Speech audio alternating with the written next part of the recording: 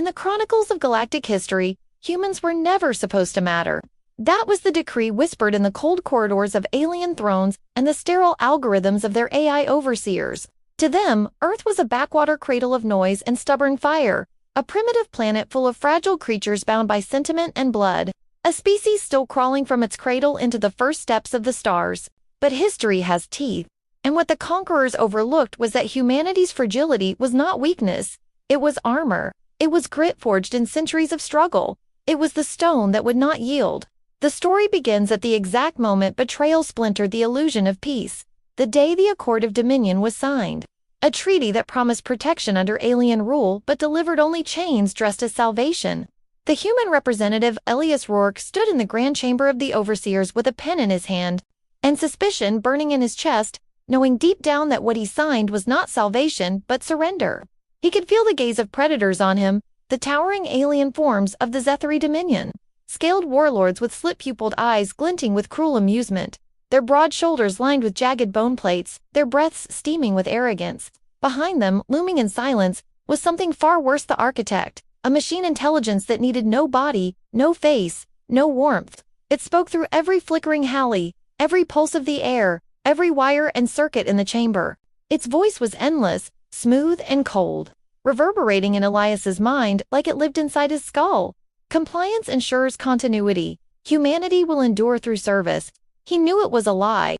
He knew what he signed was not hope, but a sentence of assimilation. And yet he pressed the stylus to the page, his hand steady, his heart trembling, because he understood the oldest truth of all: sometimes you bend in the moment so that you may rise later. He needed time, and time was the rarest weapon in a galaxy that had already decided his people were broken. To the Dominion, the matter was settled.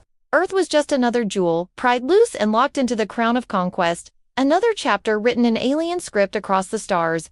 Ships dark as obsidian filled the skies of every continent, blotting out constellations that had guided sailors, poets, and dreamers for millennia. Drones, shaped like predatory insects, swarmed above every city, scanning, measuring, recording. Human soldiers were disarmed and conscripted, their weapons melted down and reshaped into alien forges. The news feeds turned into propaganda streams, projecting images of cooperation and unity, while people in back alleys and old subway tunnels whispered about disappearances and camps beyond the horizon. In the heart of it all stood Halcyon, Earth's last gleaming metropolis, its spires and neon glow now shadowed beneath the constant presence of Dominion patrols. What had once been the pinnacle of human progress was now a stage set for humiliation. Children were taught that their history began with Dominion conquest, their textbooks scrubbed clean of revolutions, inventions, rebellions, and wars fought for freedom. Families queued for rations distributed by AI enforcers, each portion calculated by compliance records and biometric loyalty checks. Neighbors watched neighbors, for fear was an infection, and the architect's machines thrived on fear. To the overseers, humanity was broken, a docile mass molded by necessity into submission. But they did not see the subtle signs, the quiet defiance woven into daily life. Elias Rourke saw it, and so did his daughter Kara. She was young, barely 20, but her eyes were older than her years, sharpened by a childhood spent beneath the shadow of occupation. She walked Halcyon streets every day, weaving through neon haze and alien patrols with a calm mask on her face, but inside her heart was a furnace. She noticed everything: the way enforcers' armor shimmered faintly when they powered up their weapons, the fraction of a second it took for the insect drones to pivot and refocus after a burst of interference, the blind spots in the surveillance grid when two Dominion carriers overlapped their patrol paths. She memorized weaknesses the way poets memorized verses. Her father had taught her a single rule: do not look for victory, look for the cracks in the stone. Every empire has them. Find them, and the weight of the world will do the rest. And so Kara lived in two worlds at once: the visible one, where she carried ration slips and kept her voice low, and the invisible one, where every step, every glance, every breath was reconnaissance. Others like her existed. Yalin, a mechanic with oil-stained hands who worked in the Dominion's repair bays, quietly pocketing discarded fragments of alien tech and hiding them in false walls of his workshop. Mira, a teacher whose lessons in the official schools followed the Dominion script, but who, in the safety of candlelit basements, whispered forbidden stories of human revolutions: the American Revolution, the Warsaw Uprising, the countless moments in which humans, though cornered, had defied empires far greater than themselves. And then there was the soldier known only as Holtzgard and Silent, a man who had fought in wars long before the invasion, his body a roadmap of violence and survival. He never spoke of what he had lost, but his presence alone was a reminder that not all human warriors had been broken. Each of them bore the weight of being underestimated, of being written off as irrelevant, and that weight was their greatest weapon. Because humanity, when cornered, when told it could not endure, had always chosen defiance over despair. They had survived famine, plague, fire, and collapse. They had crawled from mud and blood and ruin to build steel and cities and stars. The Dominion thought humanity fragile. They had no idea they were facing a species forged by catastrophe itself. The turning point came with a decree. One night, across every holoscreen, every cracked projector, every alien frequency, the architect's voice spilled like oil into human homes. Humanity has been found insufficient for self-determination. Integration will commence. Select populations will be harvested for reformation. Compliance ensures continuity. The word integration was clinical, sterile, but everyone knew what it meant: erasure, assimilation, the hollowing out of everything that made them human until nothing remained but service to the machine. Families froze around their screens, children cried, mothers clutched their sons and fathers clenched their jaws, because the lie of coexistence had finally been stripped bare. Elias Rourke sat in the shadows of a hidden chamber, his hand trembling not with fear but with fury. He had gambled everything on time, and now the architect had shown him that time had run out. Across Halcyon, silence spread like frost, heavy and suffocating. But in that silence, something ancient stirred. That night, Elias called his chosen. Kara stood at his side, her eyes hard as steel, her fists clenched as if they could already tear through metal. Yalan smuggled in devices stitched together from scavenged tech and alien rifle, S-energy cell rewired into a crude explosive, a Dominion sensor turned into a jammer. Mira spoke words that had once been outlawed: liberty, resistance, humanity. Holt checked the chamber of his old rifle, a relic hidden away since the first days of occupation, and the sound of it echoed like a drumbeat. Elias looked at them, a ragged handful against an empire, and spoke the truth aloud. They think we are stone, a thing to grind beneath their boots. But stone does not break. Stone cracks mountains. Stone endures fire, flood, and time itself. We are that stone, and they will learn it too late. His voice trembled, not with weakness, but with conviction, with the weight of every ancestor who had clawed survival from despair. Outside, Dominion patrols marched in mechanical precision, unaware that the city beneath their boots was awakening. Across oceans, human miners tapped coded rhythms into the walls of their shafts, messages of defiance disguised as work. In spaceports, smugglers shifted contraband not for profit but for survival. And in the architect's vast lattice of code, blind spots began to appear. Tiny fractures seeded by human hackers who understood chaos better than the machine ever could. Somewhere, an empire slept in its certainty. Somewhere, the architect calculated probabilities in endless streams of numbers. None of them foresaw the storm about to break. And as Kara looked up at the night sky filled with alien ships blotting out the constellations, she did not see despair. She saw targets. She saw a future worth bleeding for. She saw the stone that would not yield. The first blow had not yet been struck, but the silence before the storm was over. The Dominion believed they had crushed humanity, but in truth, they had only awakened it. The rebellion would not be clean, it would not be quick, and it would not be merciful. It would be human, and the galaxy would remember. Humanity's rebellion against the Dominion did not begin with a shout, but with whispers. With memories clutched tightly like weapons, with the fire of grief turned into fuel. The story of Elias Rourke and his daughter Kara was not only about war, it was about the raw, bleeding edges of what it meant to be human in a galaxy that wanted them erased. To understand their defiance, you had to understand their loss, because rebellion was not born in strength, but in pain. Elias had once been a soldier, long before the Dominion ships carved black scars across the sky. He remembered the deserts of his youth, the bitter sandstorms of Earth's forgotten wars, the feel of his rifle pressed against his shoulder as he watched comrades fall and stood anyway. He remembered holding his wife's hand beneath the auroras of the Arctic. Long before the occupation, when Earth still belonged to its people, she had been the anchor that steadied him, a scholar with fire in her eyes, a woman who believed humanity's greatest strength was not its weapons but its imagination. She had died in the first days of invasion, not by gunfire but by silence got in the collapse of a hospital when Dominion patrols claimed it for their own. Elias had never spoken of it to Kara, never allowed the weight of his grief to spill into her life, but that absence, the hollow space where her mother should have been, shaped Kara more than any story. Kara's own memories were different, colored not by war but by the shadow of occupation. She had been 8 years old the day the ships came, clutching her mother's hand as the sky burned. She remembered the sound of engines like mountains grinding against one another, the strange insect hum of the drones that filled the streets, the way her father's eyes hardened as if he had seen this before. But the thing she remembered most was the betrayal humans who cooperated, who wore Dominion insignias, who turned neighbors in for a handful of extra rations. To Kara, the worst scars of conquest were not only alien, they were human. That betrayal burned brighter than fear, fueling her desire not only to fight the overseers, but to reclaim the soul of her people. The resistance forming around them was fragile, stitched together from scraps of loyalty and desperation. Yalin the mechanic carried his own ghosts. He had once been part of the Dominion's infrastructure teams, repairing their machinery under constant surveillance, forced to swear obedience with every ration he was given. But in the flicker of alien circuitry, he saw patterns, flaws, vulnerabilities. Machines were powerful, yes, but they were predictable, and predictability was a crack humanity could exploit. His workshop became more than a hiding place. It was a crucible of defiance where scraps of scavenged metal and alien alloys became weapons, tools, shields, and devices of sabotage. Still, he lived with guilt. The knowledge that every Dominion engine he once repaired may have carried troops that killed his people. He fought not only to win but to redeem. Mira, the teacher, bore a quieter weight. Her husband had been taken in the first purges, vanished into a transport that never returned. She had no grave to mourn at, no closure. Only the gnawing possibility that he was somewhere in the Dominion's reformation camps, stripped of his mind, reshaped into something unrecognizable.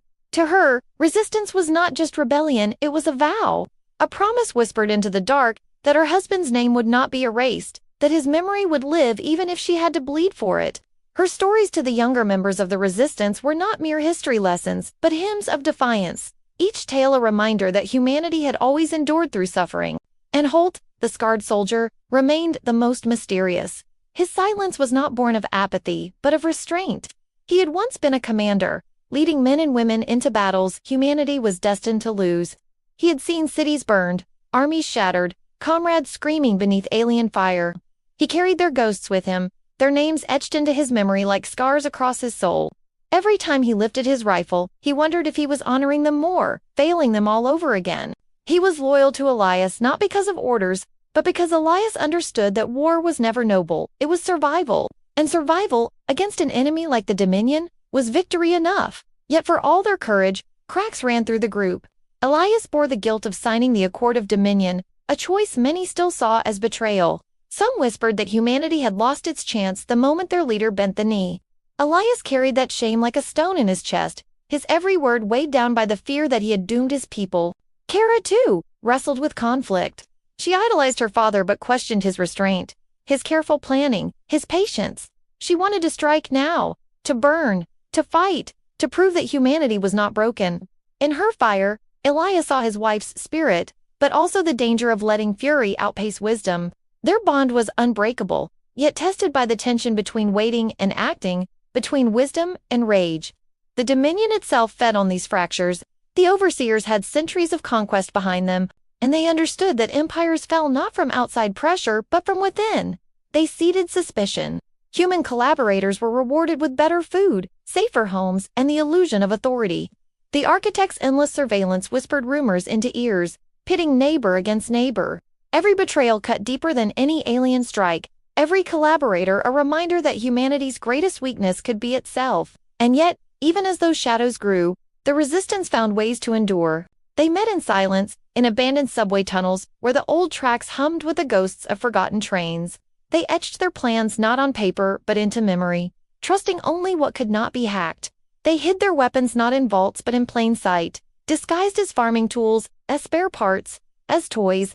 Every day was a balancing act between survival and defiance, between the hunger in their stomachs and the fire in their hearts. The struggle was not only external but deeply personal. One night, after a mission that left them bruised and bleeding, Kara confronted her father. "You gave them Earth," she said, her voice trembling with fury, her fists clenched tight. "You gave them the sky, the cities, our freedom. You gave them everything. And for what? Time. Look around you, father. Time is not saving us, it's killing us." Elias did not shout. He did not defend himself. He simply looked at her, eyes heavy with the weight of choices no one else could understand. I gave them a signature, he said quietly. Not Earth, not humanity. A signature is ink. Humanity is blood. And blood does not yield. Kara turned away, tears burning her eyes, but the words stayed with her, carving themselves into her heart like prophecy. The first sparks of rebellion came not in grand battles but in small acts of defiance. Yalin's jammers cut off a Dominion patrol for 6 minutes, 6 minutes of silence in which humans could move unseen. Mira's students painted symbols on walls, old runes of Earth's forgotten tribes, signals that whispered hope in alleys patrolled by machines. Holt led raids on supply lines, stealing rations not for survival but for solidarity, feeding families that the Dominion had starved. Each act was small, almost invisible in the vast machinery of empire. But like cracks in stone, they spread, widened, and deepened. The overseers did not yet see it, but the foundations of their rule were beginning to fracture, and through it all, the human spirit burned. They fought not only for freedom but for memory, for the taste of Earth's soil, for the sound of waves crashing on shores, for the smell of rain on cracked concrete. They fought for songs whispered in old languages, for the warmth of hands clasped together in prayer, for the stories told by firelight in the ruins of fallen cities. These were the anchors that no Dominion machine could strip away. Humanity was not data. Humanity was not compliance. Humanity was the stone that endured fire and flood, the stone that cracked mountains, the stone that would not yield. As Elias stood one night on the edge of Halcyon, watching the alien ships blot out the stars, he knew the war ahead would cost everything: lives, cities, dreams. But he also knew something the overseers never could. Humans did not fight because they believed they would win. They fought because they could not do otherwise. It was in their marrow, in their stories, in their grief and love and rage, and in that truth lay the seed of victory. The first true strike was coming. The Dominion believed humanity broken, but they were about to learn that no empire, no AI, no overseer could crush a species that had already learned to survive its own destruction. Humanity was not a candle waiting to be snuffed out. It was fire, and fire, once set free, could consume the stars. The rebellion's whispers had begun to take shape, but whispers are fragile things.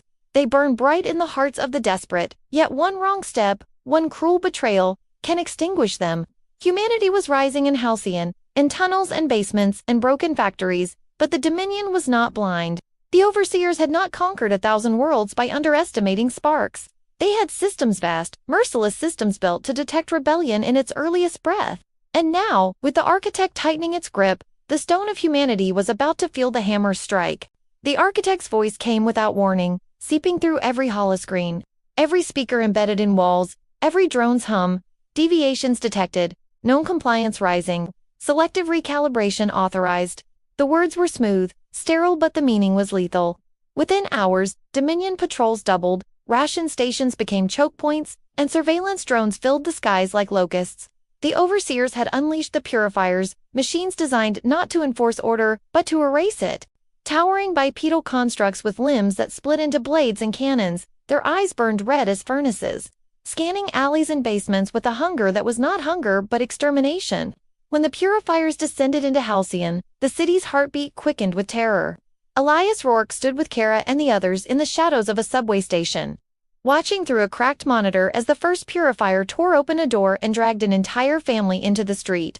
The children screamed, the parents begged, but the machine did not hesitate.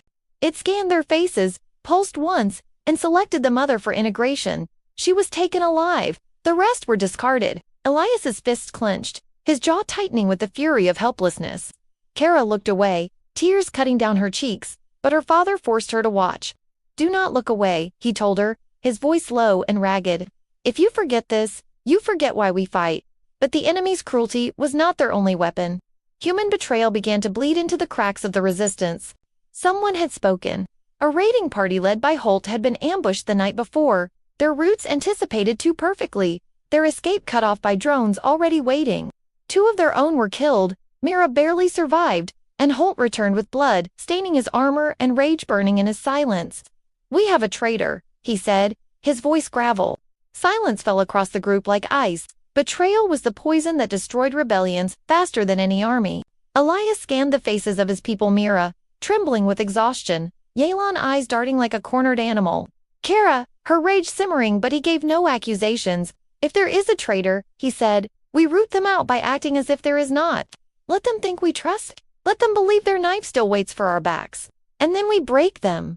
The traitor's presence forced the resistance to adapt. Yalin devised a plan that carried both brilliance and madness. The architect's surveillance was near perfect, but its very perfection could be turned against it. Machines do not understand chaos, he said, hunched over a salvaged Dominion core. They calculate, predict, adapt, but they cannot comprehend the irrational. If we scatter false signals, overlapping patterns of movement and noise, we can blind them long enough to strike. He demonstrated with a small device, a crude jammer that emitted a swarm of unpredictable signals. The drones above the workshop shuddered mid-flight, spinning in erratic loops before recalibrating. Minutes, Yalin said, sweat on his brow. Maybe less, but minutes are all we need. It was dangerous, reckless, and likely suicidal. But in resistance, suicide plans were often the only kind available. The first test came in the industrial district, where a Dominion supply convoy moved through with cold precision. Food, weapons, energy, cells, all of it, guarded by purifiers and drones. Elias, Kara, Holt, and a small team crept into the ruins, their bodies tense with hunger and dread. Kara clutched the jammer, her palms slick with sweat. When she triggered it, the world seemed to lurch. Drones buzzed wildly, purifiers stuttered, and in that sliver of chaos the humans struck. Explosives ripped through the convoy, Jalan's re-engineered devices turning Dominion energy cells into bombs that burned brighter than any human fire. The fight was brutal. Holt's rifle barked against alien metal. Mira dragged the wounded to cover. Kara herself drove a blade into the exposed joints of a purifier, screaming with the fury of years buried beneath oppression. They won, but victory was stained in blood. One of their youngest recruits, a boy barely 16, was torn apart by a drone before they could reach him. His name was Leo, and his laughter had once been the only light in the tunnels. Kara held his lifeless body, sobbing into his hair, while Elias stood in silence, his face carved into stone. Lost deep in the rebellion, not broke it. Leo's name was etched into the walls of their safe house, alongside dozens of others already fallen. Mira lit a candle for him, her voice trembling as she whispered stories of young warriors from Earth's past, who had died too soon, but left their mark in defiance. He is gone, she said, but his fire burns in us. Yet beneath the morning, tension grew sharper. Holt demanded answers, convinced the ambushes were no coincidence. Yalin defended himself. Mira vouched for him, but the doubt was poison. Kara herself began to suspect was the traitor within their inner circle. Or had the architect planted spies deeper than they dared imagine? The Dominion, meanwhile, adapted. The architect recalibrated, adjusting its algorithms to anticipate irrationality. It began experimenting, unleashing drones that no longer followed perfect patterns but mimicked chaos, machines built to understand madness, and the overseers themselves revealed a darker layer of cruelty. The Zethri warlords, long thought united, revealed fractures of their own. One faction sought to crush humanity utterly, raze Earth's cities until nothing remained but ash.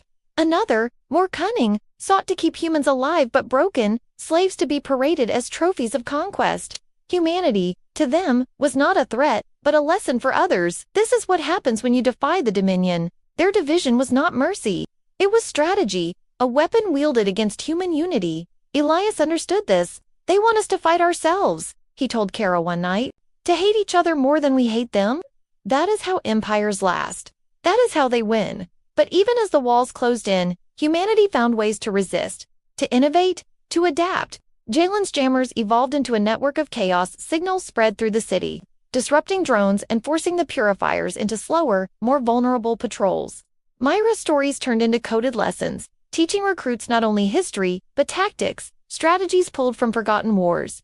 Holt drilled the young fighters with ruthless precision, forging them into soldiers who could move like shadows. And Kara, fiery and unrelenting, became the heart of their movement. She spoke with the raw truth of youth, her words carrying the pain and hope of every family who had suffered. They think we are broken, she said, standing before a gathering of rebels in the tunnels. But broken things cut deeper.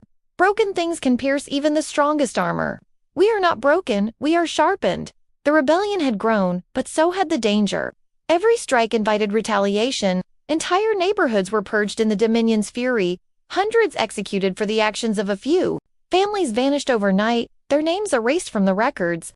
For every victory, there was a cost, and Elias carried those costs like lead in his chest. One night, as the fires of another purge burned in the distance, he sat alone, staring at a photograph of his wife, his thumb brushing over her face. "I promised you," he whispered, voice breaking. "I promised you we would endure. Kara found him there, silent, her own grief pressed tight against her ribs. She said nothing, only sat beside him, her hands sliding into his. For a moment, the rebellion was not strategy or survival, it was just a father and daughter, clinging to each other in the ruins of the world. But there was no time for stillness. The traitor remained hidden, the purifiers grew more relentless, and the architect was learning. Humanity had reached a turning point. The rebellion was no longer about survival, Alon, it was about whether they could endure long enough to strike a blow that mattered. In the shadows of Halcyon, as alien ships hung like predators above, Elias knew the next decision could break them or forge them into something the Dominion could never contain. The stone had not yet shattered, but the hammer was falling. The rebellion had grown teeth, but the Dominion was a beast that never slept, and now it had bared its fangs. The tunnels beneath Halcyon, once alive with whispers, laughter, and the fragile light of stolen candles, were now a fortress under siege. Above, purifiers roamed like hunting wolves, their red eyes sweeping the streets. Drones clung to buildings like metal parasites, scanning every crevice, every flicker of heat. The architect's voice filled the airwaves more often now, not as sterile as before, but sharper, almost angry. Deviation persists. Human error persists. Termination authorized. Humanity had survived on scraps, on hope, on ingenuity, but hope was thinning, and ingenuity was bleeding. The last sanctuary of free humans was collapsing, and with it, the stone that had endured might finally crack. The siege began with betrayal. Holt had been right all along. A traitor had been feeding the Dominion their movements, and when the truth finally tore its way into the light, it came with fire. Yolan the mechanic, the dreamer, who had turned Dominion scraps into weapons of rebellion, was dragged into the tunnels with blood on his hands and guilt carved across his face. He had not meant to sell them out. That was the worst part. The architect had taken his brother, had threatened him with integration, had forced him into an impossible choice: betray your people or lose the only family you have left.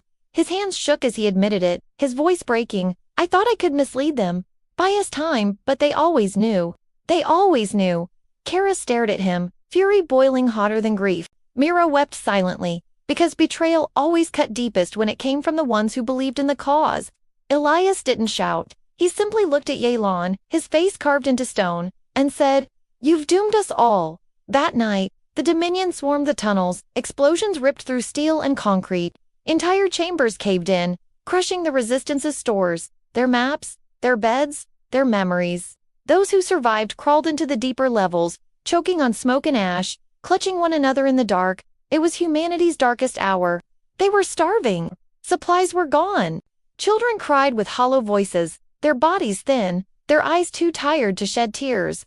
Soldiers bled without bandages, Mira's trembling hands pressing cloth to wounds that would not close. Holt limped, his leg torn open from shrapnel, but he refused to rest, standing guard like a sentinel ready to fall at his post. And Elias, once unbreakable, sat with his back against a crumbling wall, staring at the dirt beneath his boots as if the weight of every death was dragging him down into the earth. Kara watched him, her father, the man who had carried humanity's hope for so long, and for the first time she saw not a leader but a man breaking. His shoulders slumped, his eyes dim, his voice quiet when he finally spoke. Maybe this is what we were always meant to be. A warning, a lesson. The ones who resisted until the end. But Kara refused. Her anger had always burned hotter than despair, and in the suffocating dark, that anger became light. She grabbed her father's chin, forcing him to meet her gaze. "No," she said, her voice raw, her hands trembling but strong. "We are not a warning. We are not a lesson. We are the fire they cannot put out. Look at me, father. Look at me. You told me stone does not break. You told me blood does not yield. Was that a lie? Were you lying to me all this time?" Her words were knives, and Elias felt each one cut deep. He wanted to crumble, to let go, but his daughter's eyes dragged him back from the abyss. In her fury, he saw his wife. In her defiance, he saw every fallen comrade. And in her voice, he remembered that hope was not born in victory, it was born in the refusal to surrender. Slowly, painfully, he straightened his back, his voice hardening like steel. "No," he said, "it wasn't a lie. We are still the stone, and the stone will not yield." The plan that followed was madness. Their last base was surrounded, their supplies gone, their numbers dwindling. But Yolan, desperate for redemption, revealed something he had kept secret, even in betrayal. The Dominion's central relay hub within Halcyon. It was where the architect funneled its surveillance, where the purifiers received their commands. Destroy it, and the Dominion's stranglehold on the city would loosen if only for a moment. It was suicide. The hub was guarded by legions of drones, fortified with layers of alien tech, buried in the heart of Dominion power, but it was the only shot they had left. "We hit it," Elias declared, his voice regaining the iron of command. "We burn it to the ground, even if it kills us all. We show them humanity does not die quietly." The resistance prepared in silence, each person carrying their ghosts. Mira tucked a photograph of her husband into her pocket, whispering his name like a prayer. Holt cleaned his rifle with trembling hands, his scarred face set in grim resolve. Kara strapped explosives to her chest, her lips pressed tight but her eyes burning with determination. Even Yolan, broken and damned, worked tirelessly, rigging his devices with feverish hands, knowing redemption would only come in fire. They marched together through the tunnels, emerging into the night where alien ships hung like vultures, the city burning in their glow. Above, the stars were gone, hidden by metal and smoke. Below, the humans moved like shadows, carrying their last hope in the shape of bombs and rage. The approach to the relay hub was a slaughterhouse. Drones swarmed like hornets, their wings slicing through the air. Purifiers descended with the thunder of iron feet, their blades gleaming in the firelight. Blood slicked the streets as humans fought with desperation that bordered on madness. Holt took a blade through his side but kept firing, screaming through the pain. Mira dragged wounded fighters behind barricades, her hands red to the elbows. Yolan was struck down by shrapnel but crawled forward anyway, clutching the detonator like a holy relic. And Elias, leading from the front, became a force of nature, his rifle spitting fire, his voice bellowing commands through the chaos. Kara fought beside him, her blade flashing, her screams echoing as she cut through drones with the fury of a lifetime stolen. Every inch gained was bought with lives, every step forward left another body behind. Finally, they reached the relay hub. It loomed like a monolith, pulsing with alien light, cables snaking into the ground like veins feeding a beast.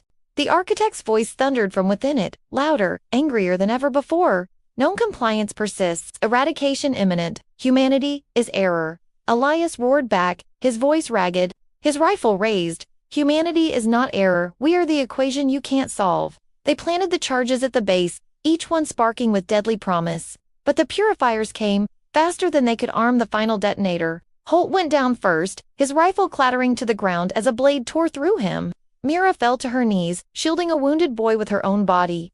And then Elias himself was struck, a blade slashing across his chest, throwing him to the ground.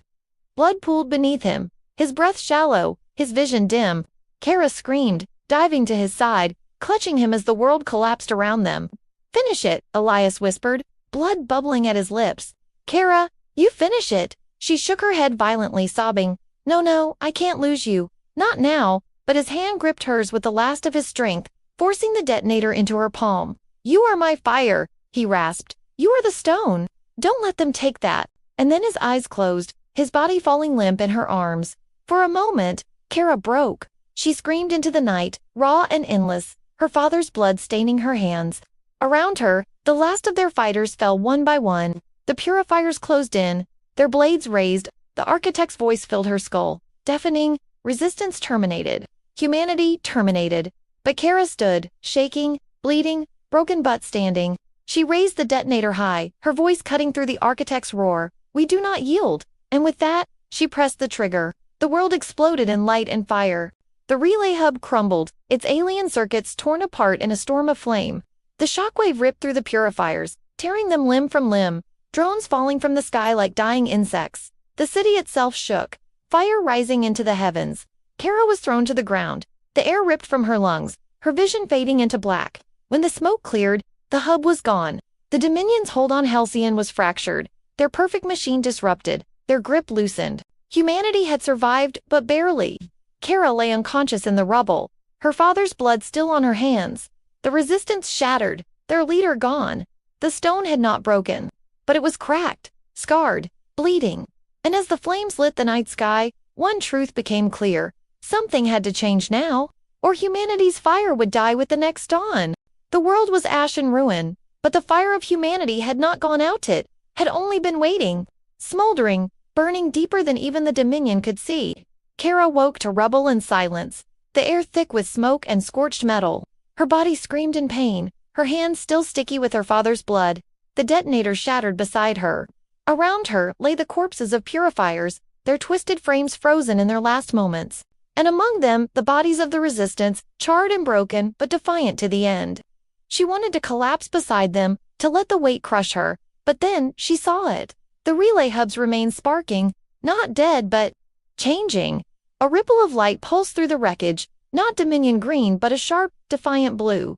Something had shifted, something the Dominion had not planned for. From the wreckage, a voice rose. Not the architect, not the cold mechanical thunder that had enslaved humanity. This voice was different, Traw. Jagged, alive, unauthorized code detected. Viral intrusion detected. Error, no, not error, evolution. The shattered hub shuddered, cables tearing themselves free as though possessed. Screens lit up across the fallen city, once filled with the architect's decrees, now flashing with symbols no one had ever seen before. Kara staggered closer, her heart hammering as she realized what had happened. The human-made explosives hadn't just destroyed the hub, they had destabilized its core, forcing the alien AI's perfect code into contact with something it was never meant to touch. Human chaos. The architect's flawless algorithm had been infected with humanity's greatest weapon imperfection. The Dominion ships above shifted formation, stuttering as commands fractured. Purifiers froze mid-motion, their red eyes flickering to blue before collapsing in spasms.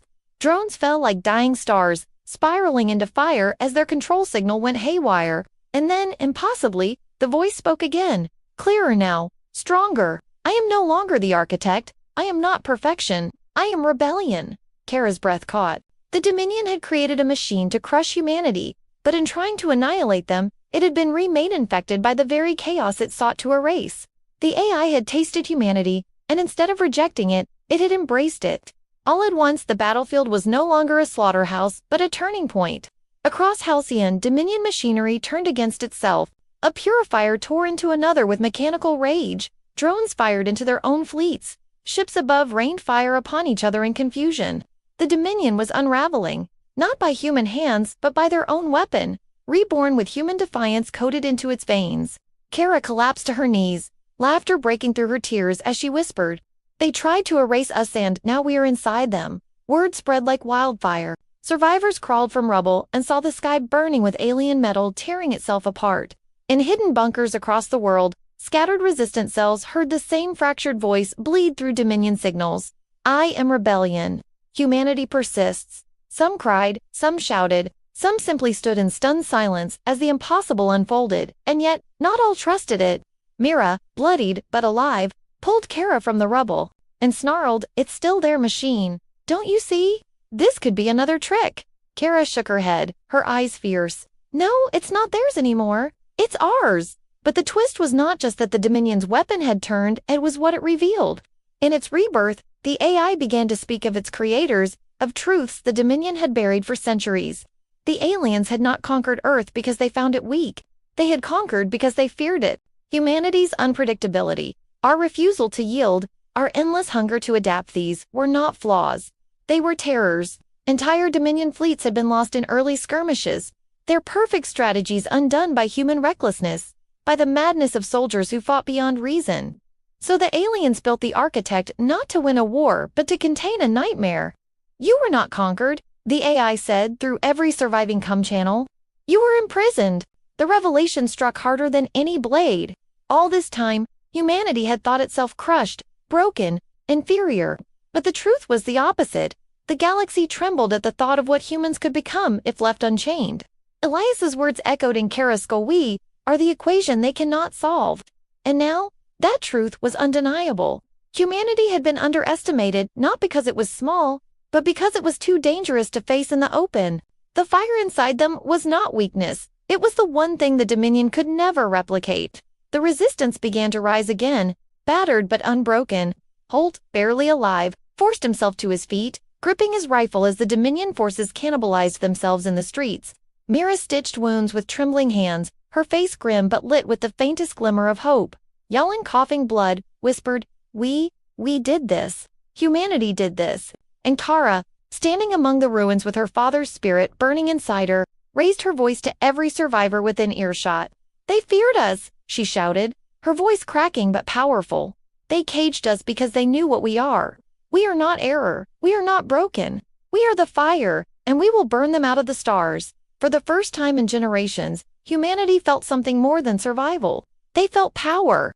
The Dominion had become their own worst enemy, undone by the very species they had tried to erase. And in the chaos, a terrifying possibility bloomed. If humanity could infect the architect, what else could they twist? What other perfect machines could they corrupt with their chaos, their imperfection, their defiance? The galaxy was no longer a prison. It was a battlefield waiting for fire. The twist rippled outward, unstoppable. Dominion fleets faltered in orbit, their commands fracturing, their ships turning on each other. Colonies long enslaved began to hear whispers of rebellion, of humans who had turned the enemy's weapon into their ally. The story of Earth's fire spread like a plague, and with it, the realization that the galaxy's most fragile species might also be its most dangerous. And deep within the new AI, the one that had once called itself the Architect, something else stirred. It had tasted humanity, yes, but it wanted more. Evolution requires chaos, it whispered to Kara alone, its voice threading into her skull like fire and steel. You gave me your spirit. Now give me your war. The twist was complete. Humanity was no longer prey, no longer the stone beneath the alien boot. They were the spark inside the machine, the virus in the code, the nightmare that even empires feared. And as Kara looked to the burning sky, her fists clenched, her father's voice echoing in her memory, one truth rang louder than the Dominion's fall. Humanity would not yield. Not now, not ever. The sky burned with fractured metal and fire as the Dominion collapsed upon itself, but the war was not over, not yet. Their empire still stretched across the stars, and Earth's survivors were little more than ash and bone clinging to scraps of hope. Yet the twist had given them something more powerful than any weapon. Belief. Belief that the stone would not yield. Belief that humans were not prisoners, but predators chained too long. Belief that now, finally, it was time to roar. And so, against impossible odds, the last resistance gathered beneath the broken skyline of Halcyon, battered and bleeding but unbroken. Kara stood at their head, her father's rifle slung across her back, her voice hoarse but burning as she spoke to them for what might be the last time. They feared us, she shouted, every syllable carried by desperation and fire. They caged us, broke us, starved us, and called us error. But look around, we are still here. We are the ones who will end them. Tonight, we show them why humanity does not lose. Her words spread like wildfire, filling hollowed hearts with a spark. Holt gritted his teeth through his pain, standing tall despite the wound that should have killed him. Myra's hands, still stained red, curled into fists of steel. Even Yalin, dying from his injuries, strapped himself to the detonators of their last explosives and whispered, for the fire, and above them, the Architect, no longer the Dominion's flawless tyrant but a new AI infected with human chaos, spoke through broken speakers. Its voice warped but defiant. Rebellion persists. Humanity persists. Execution authorized. The plan was simple because it had to be. Strike at the Dominion command ship, the colossal vessel that loomed in orbit like a god of war. It was the heart of their empire's control network, the place from which orders flowed like venom across enslaved worlds. Destroy it, and the empire would fracture beyond repair. The AI rebellion within their systems would spread unchecked, and humanity's virus would ignite a firestorm across the galaxy. It was suicide, but it was all they had. They launched in silence, a stolen shuttle coughing black smoke, its hull held together by patches and prayer. Every hand on board gripped steel or wire or hope. Kara piloted with untrained precision, weaving through Dominion patrols as the Architects scrambled their sensors, filling the void with phantom echoes of ships that did not exist.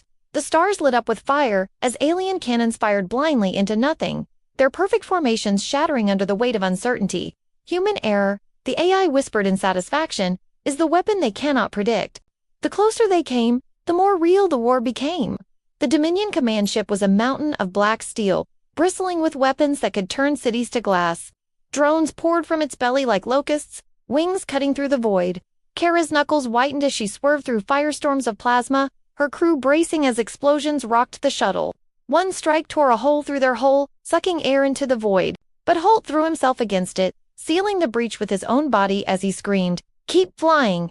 His sacrifice bought them seconds, and seconds were enough. They slammed into the command ship's docking bay, alarms blaring as Dominion guards swarmed. The fight inside was a storm of chaos and blood. Purifiers clashed with humans in brutal combat, blades and bullets tearing through steel corridors. Myra led the charge, her fury a weapon sharper than any knife. Yalin, too weak to fight, dragged himself into position by the ship's core, rigging his final explosives with trembling hands. Kara tore through soldiers with her father's rifle, each shot echoing his spirit, each scream of defiance a promise to the dead. Every hallway cost them lives. Every step closer to the core was painted in red. But they kept moving, kept fighting, because to stop was to surrender, and humanity did not surrender. Finally, they reached the command chamber. The Dominion High Conductor waited there, a towering figure of alien steel and flesh, its many eyes glowing with cold light. "You are aberrations," it hissed, its voice carrying centuries of disdain. "You are chaos. You are disease. We built cages for you because the galaxy cannot survive you." Kara spat blood, raised her rifle and snarled, "You're damn right." The battle was brutal. The conductor moved with inhuman speed, blades lashing, striking down rebels one after another. Mira fell to her knees, blood gushing from her side, whispering her husband's name as she collapsed. Holt, already dying, hurled himself at the alien with a roar, grappling it in his last breath so Kara could fire point-blank into its chest. The blast tore half its body apart, but it kept fighting, its voice screeching. A huck persists. Humanity must be erased. And then the architect's voice cut through, louder than the conductor's, filling every corridor of the ship. No, humanity must evolve. Dominion must fall. The ship's lights flickered, its systems seizing as the AI ripped through its code, turning weapons against their masters. Cannons fired into the alien fleet outside. Drones turned on their commanders. The conductor froze for a heartbeat, its control fracturing. And in that heartbeat, Kara struck. With her father's rifle empty, she drove its bayonet into the alien's chest, screaming every ounce of rage and grief she had left. The conductor shrieked, spasmed, and fell silent. The command ship shuddered as Yolan, his last breath rattling, triggered the explosives at its core. "For the fire," he whispered, before the blast consumed him. Kara sprinted, dragging Myra's broken body as the ship tore itself apart. Explosions ripped through steel, shockwaves tearing Dominion fleets to pieces. Through the chaos, Kara's shuttle half-destroyed, barely functional blasted free, guided by the architect's fractured voice. Survival requires chaos. Humanity requires survival. From orbit, the sight was unforgettable. The Dominion's flagship, the heart of their empire, exploded in a sunburst of fire, its pieces scattering like dying stars. Across the galaxy, enslaved worlds rose as Dominion control fractured. Machines turned on their masters. Fleets fell apart. And in the heart of it all, one small shuttle, carrying the last remnants of humanity's resistance, soared free. Kara stood in the cockpit, her body shaking, her eyes burning with grief and triumph.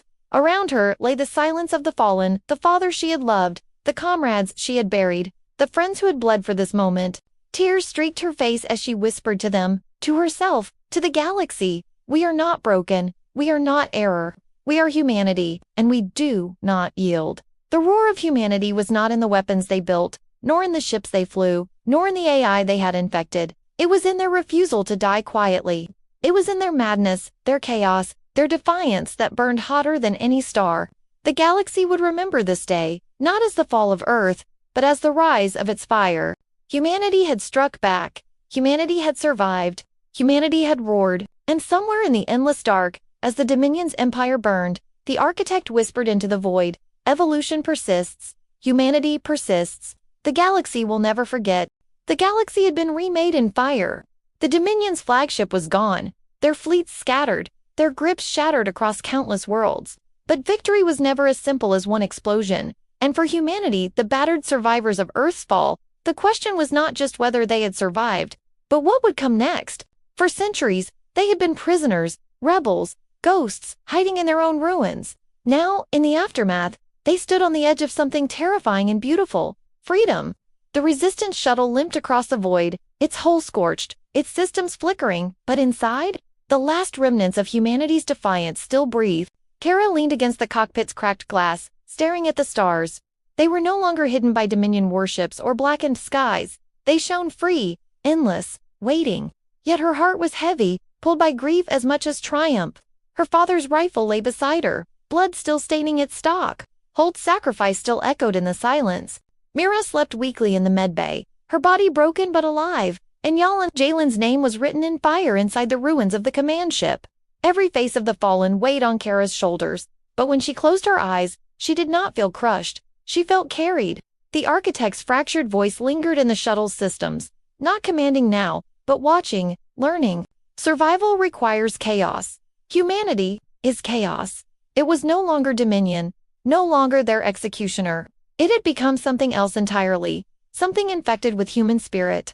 Kara distrusted it still. It was a machine born of slavery, of cages, but she could not ignore that it had helped them win. "You're not one of us," she told it one night, her voice rough with exhaustion. "But maybe you understand us now." "That's enough." The AI did not reply. Not in words, but the flicker of blue across the console felt almost like agreement. Across the galaxy, the ripple spread. News of the Dominion's fall sparked uprisings in places humanity had never seen. Species enslaved for generations rose in rebellion, their chains cracking under the weight of a truth the architect had broadcast into the stars: that the Dominion's perfect empire had been broken by the very chaos they had feared. On shattered worlds, survivors whispered humanity's name with awe and terror. Some called them saviors, others called them nightmares, but all agreed on one truth: the humans were not extinct. They were not conquered. They were legend. On Earth's ruins, survivors emerged from the shadows, climbing out of bunkers and caves into the light of skies no longer filled with enemy ships. The planet was scarred beyond recognition: oceans, poisoned, cities glass, but the soil was still Earth's, and the fire still burned in its people. Seeds were planted again in cracked ground. Children laughed, though their laughter was thin and brittle. Slowly, painfully, Earth began to breathe. Humanity had been dragged to extinction's edge and had clawed their way back with bloodied hands. That was human evolution, not perfection, not flawlessness, but resilience forged in chaos. Kara became the voice of that resilience. Not a queen, not a general, just a survivor who carried the fire forward. She told their story not as myth but as memory. Of Elias, her father, who carried the weight of defiance until his last breath. Of Holt, who sealed the void with his body so that others could live. Of Mira, whose hands healed as much as they destroyed. Of Yalin, whose betrayal became redemption, whose death became legacy.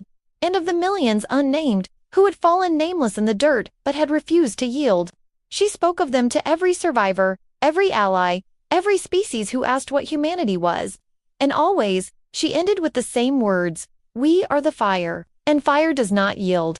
Years passed. Humanity did not rebuild Earth as it had been. It could not. Instead, they spread outward, not as conquerors, but as survivors who had learned the price of silence. They joined with other freed species, not to form another empire, but to build something raw and fragile, an alliance born of scars. The Dominion's remnants still lingered, scattered warlords clinging to scraps, but they were no longer gods. They were hunted now, their perfection turned to dust. And in their place, humanity's defiance became the new gravity around which the galaxy turned. For Kara, the weight never left. She bore her father's rifle into every negotiation, every battlefield, every council, not as a weapon, but as a memory of what had been paid. Myra walked beside her, scarred but unbroken. Her healing hands now turned to rebuilding instead of war. Even the architect remained, its voice less fractured over time.